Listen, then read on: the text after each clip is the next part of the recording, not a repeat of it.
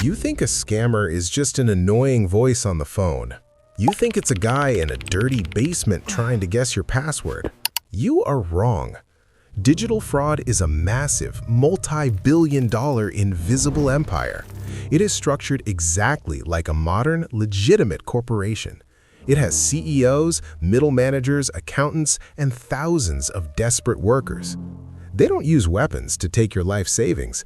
They use a keyboard, fake promises, and human psychology. They operate from ordinary office buildings in broad daylight. The person stealing your money might be wearing a suit and drinking expensive coffee.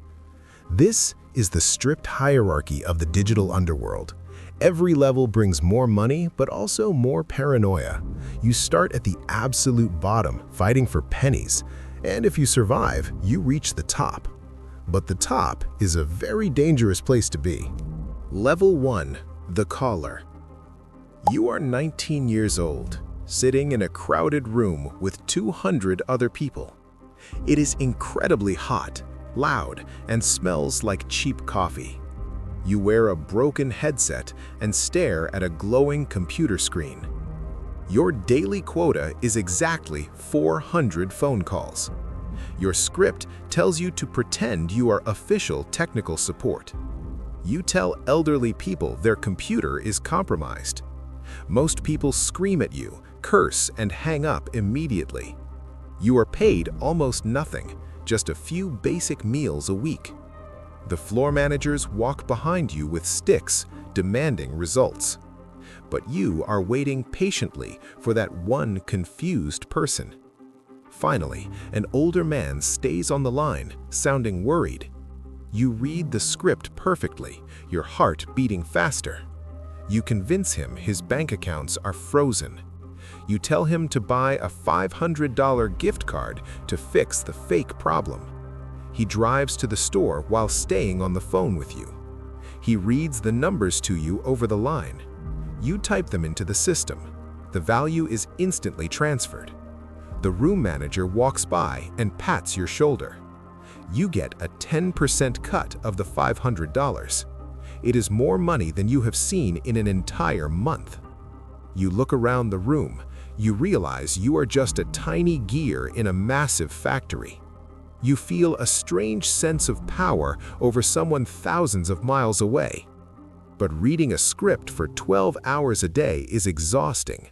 You decide you want a much bigger piece of the pie. Level 2. The Phisher. You are 22. You leave the noisy call center behind forever. You realize that talking to people one by one is too slow. You learn how to cast a digital net over thousands of people at once. You go to hidden forums and buy a list of stolen email addresses. You design an email that looks exactly like a popular bank warning. You use official logos, perfect formatting, and corporate language. Your account has been locked due to suspicious activity. Click here to verify. You press send, and the email flies out to 50,000 inboxes. Then you sit back in your quiet room and watch your dashboard. Most people are smart enough to delete it immediately, but humans are busy, stressed, and easily panicked. Within 10 minutes, the first person clicks your fake link. They are redirected to a website that you built. They type their username and password into your trap. The screen turns green. You have their keys. You log into their real bank account from your laptop. There is $12,000 sitting in their savings. You immediately transfer the funds to an untraceable crypto wallet. The victim wakes up the next day with a zero balance. You made more in 5 minutes than you did in an entire year at the call center. You buy a powerful computer setup and a luxury watch. You feel like a genius, outsmarting the system. But doing this manually leaves a digital trail. You realize you need to automate your operation to stay hidden. Level 3. The Vendor. You are 25. You stop stealing the money directly from victims. Dealing with victims carries too much risk. You decide to become a B2B supplier for the underworld. You use specialized malware to harvest credit card data automatically. The data flows into your servers while you sleep. You don't use the cards yourself, you package them into lists. You open a digital shop on a hidden market network. You sell tools, data, and access to other criminals. Your username becomes highly rated. You have a 5-star reputation. A fresh list of 100 high-limit credit cards sells for $3,000 in crypto. Other scammers buy from you in bulk, acting as your clients. You wake up, check your dashboard, and see anonymous money arriving. You are running an automated, passive criminal enterprise. The money pours in faster than you can count it. You move into a luxury penthouse in a country that doesn't ask questions. You buy a bright yellow sports car. Your family back home thinks you were a brilliant software developer. In a way, you are writing brilliant code. You feel untouchable, surrounded by wealth. But the authorities are constantly monitoring the hidden networks. One night, the market network you use goes completely offline. A massive red banner appears, seized by authorities. Your digital shop and your clients disappear overnight. You realize that depending on other people's platforms is a fatal weakness. Level 4, the washer. You are 28. You realize stealing money is easy. Making the money look clean is the hardest part. You become a money broker. Criminals have millions in stolen crypto, but they can't buy a house with it. They need you. You charge a massive 30% fee to clean their funds. Your operation is complex and highly organized. You recruit hundreds of ordinary people on the internet, offering them work-from-home jobs. These people are mules. They don't know they are committing a crime. The stolen money is sent to their personal bank accounts. The mules are instructed to withdraw the cash and buy electronics or gift cards. They mail the goods to a warehouse you control. You resell the clean goods and funnel the legitimate cash into shell companies. You also operate massive tumbling servers. These servers mix thousands of crypto transactions together to break the digital trail. You have insiders at major banks on your payroll.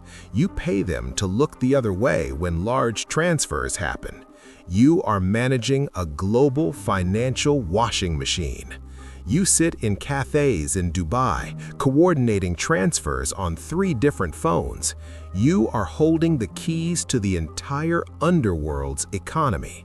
But your stress level is through the roof. If the money stops moving, angry criminals will look for you. If a single bank insider gets caught, the whole network unravels. You are juggling knives, and you can never drop one. Level 5. The extortionist.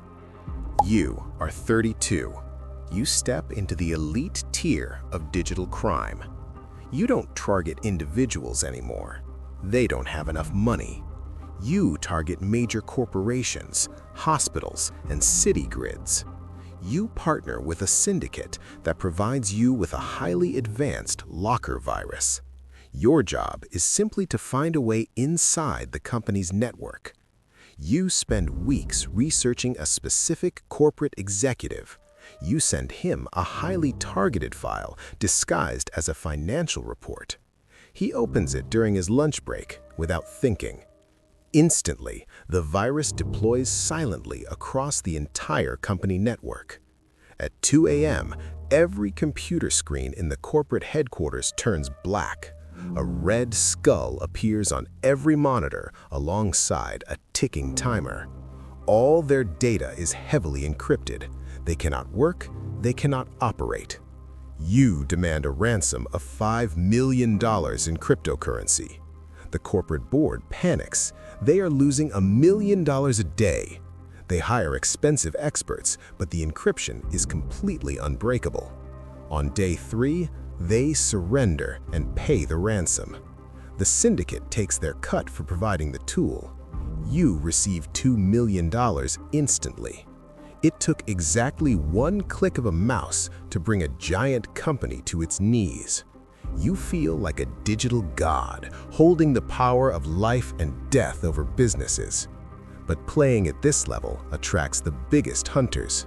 The FBI Cyber Division has just opened a thick file on your alias.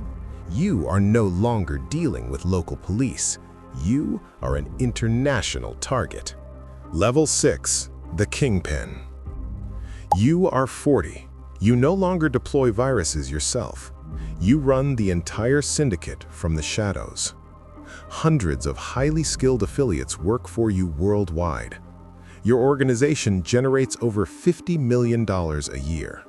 You run it exactly like a Fortune 500 tech company. You actually have a polite customer service department. They help victims figure out how to buy cryptocurrency to pay the ransom. You have a marketing team for your dark web platform to recruit new affiliates. You do not touch the code anymore. You are a true CEO. You live in a massive, fortified mansion in a country that ignores international law. You have a garage full of neon supercars. You bribe local politicians to ensure you are never bothered. Your money washer buys you real estate across the globe. But the stress is completely suffocating. The United States government officially offers a $10 million reward for your identity. Your picture, generated by police sketches, is on every international watch list. You cannot travel, ever. A vacation to the wrong country means instant arrest and extradition. You trust absolutely no one in your inner circle. You know that someone will eventually betray you for that $10 million bounty. You sleep with a gun next to your server racks. You have panic buttons installed in every room of your mansion. You are incredibly rich, but you live in a beautiful, invisible prison. You are waiting for the door to be kicked in. Level 7, the Fall. It is 4 a.m. on a Tuesday. One of your server administrators made a single, tiny mistake. He logged into a personal account without using a proxy. That was all the International Cyber Task Force needed. The raid doesn't start with a knock on the door. It starts with your mansion's power grid being completely cut. You run for the encrypted hard drives to destroy them, but before you can reach them, the doors explode inward. Heavily armed tactical units flood into your secure room. Flashbangs blind you. Lasers point directly at your chest. You're arrested on 50 counts of international wire fraud and extortion. The local officials you bribed pretend they have never met you. The empire you built collapses in exactly 10 minutes. The feds seize your servers, your crypto wallets, and your supercars. You were put on a heavily guarded plane and extradited to a foreign country. You thought you were an untouchable ghost behind a computer screen. Now you sit on a hard bench in a federal holding cell. You are stripped of your tailored suit and given a bright orange jumpsuit. Your offshore bank balances are seized and turned to zero. Your massive network is dismantled and your affiliates run in fear. You have 50 years to sit in a concrete box. 50 years to think about the people on the other end of the phone. Welcome to the bottom.